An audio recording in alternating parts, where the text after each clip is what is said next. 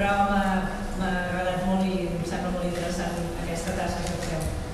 També m'ha suggerit que aleshores, per un moment petitet, em posi el barret de president de la Societat Catalana d'Història de la Ciència, perquè trobo que us pot interessar molt. No sé si alguns de vosaltres la coneixeu, però nosaltres cada 2 anys organitzem unes trobades d'història de la ciència i també unes jornades anuals sobre història de la ciència i ensenyament, on la pràctica totalitat de qui presenta ponències són precisament professors d'institut, no només de física, química, matemàtiques, etc. I es relaciona això, història de la ciència i ensenyament, i la veritat és que algunes de les ponències que he vist aquí trobo que són absolutament compatibles amb el que estàveu fent. També tenim un premi a Toni Quintana Marí per treballs de batxillerat, alumnes que fan això, treballs de batxillerat sobre història de la ciència, i sempre és una motivació més. De manera que, com dèiem, alguns fem un cafè, trobo que hi ha espai per tothom, nosaltres estem fent una feina, vosaltres també, i jo que col·laborem tots perquè trobo que si treballem pel mateix camí està molt bé que això, que fem les coses plegats. Crec que el barret ja la presidenta i passo a la ponència. Això no és que m'hagi començat a veure quins són els primers partits del Mundial de Futbol o una cosa d'aquesta, Afganistan versus Itàlia o Iraq versus Grècia, sinó una manera que us pregunteu abans de començar de què és el que jo us parlaré. Si pensem en Afganistan, algun suggeriment de les primeres imatges que us venen sobre Afganistan? Evidentment, talibans, burca... Itàlia, alguna imatge? Berlusconi? Sí, però això té uns puntets seguits, perquè les imatges, en el cas d'Afganistan, se'ns aturen en talibà i burca, i en canvi en Itàlia tenim algunes coses més, no? Després de Berlusconi vindria la pizza, però en algun moment determinat acabaríem parlant de l'imperi romà i de tot el llegat cultural, científic, etc., que reconeixem com a propi sense cap tipus de problema. Per algun motiu no reconeixem el d'Afganistan. Però, encara que no el coneguem, el llegat científic d'Afganistan és molt i molt important.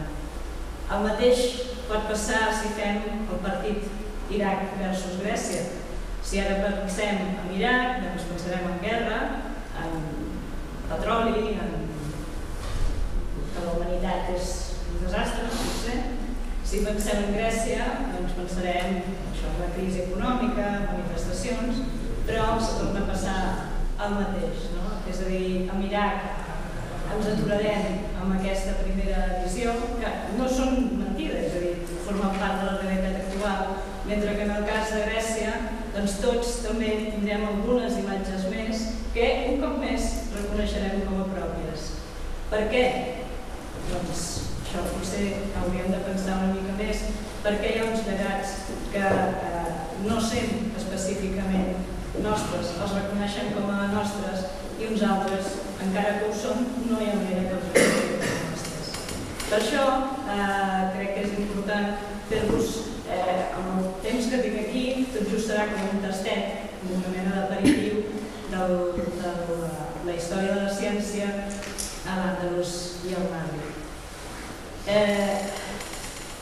La globalització va començar fa molt de temps, suposo que quan va començar l'home a moure's d'un cantó a l'altre, i per tant no cal que siguem tan cronocèntrics pensant que nosaltres ara mateix ens hem inventat qualsevol cosa com que és que nosaltres coneguem el que passa a un costat o l'altre del món, que ens mentim perquè coneixem el que passa a un costat, a l'altre igual ja no ho coneixem tant, per fi.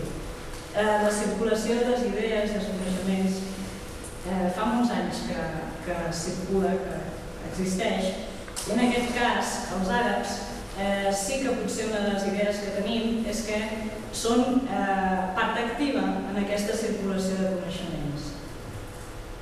Què passa? Que una altra de les perversions del discurs històric, tal com s'ha transmès és dir sí, els àrabs són molt importants a la història de la ciència, sí, perquè van agafar la història de la ciència, les aportacions científiques que havien fet els grecs, les aportacions científiques que havien fet altres cultures i, com si fossin uns transportistes, doncs les van agafar, van portar les seves caravanes en camells, les van plantar a la península Ibèrica i cap allà a Europa, sense que aquest transport hagués contribuït ni hagués adulterat gens l'essència grega i llatina, va arribar aquí a Europa on, menys mal, van poder fer el Renaixement una altra vegada, això, anant cap a Grècia i Roma.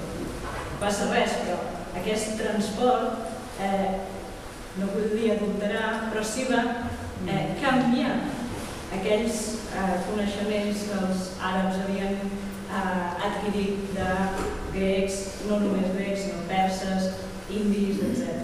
De tota manera, doncs, el procés va ser importació d'uns elements externs en un primer moment, després una aportació, és a dir, tot aquest material, un cop va ser estudiat, se'n va fabricar un de nou, i finalment una exportació, és a dir, aquest nou material a altres llocs com Europa. Què és el que passa en el cas de l'Àndalus? En el cas de l'Àndalus tenim que els primers conqueridors, suposo que és una qüestió bastant comuna als conqueridors, tampoc eren els més lletrats de la classe, eren els més guerrers.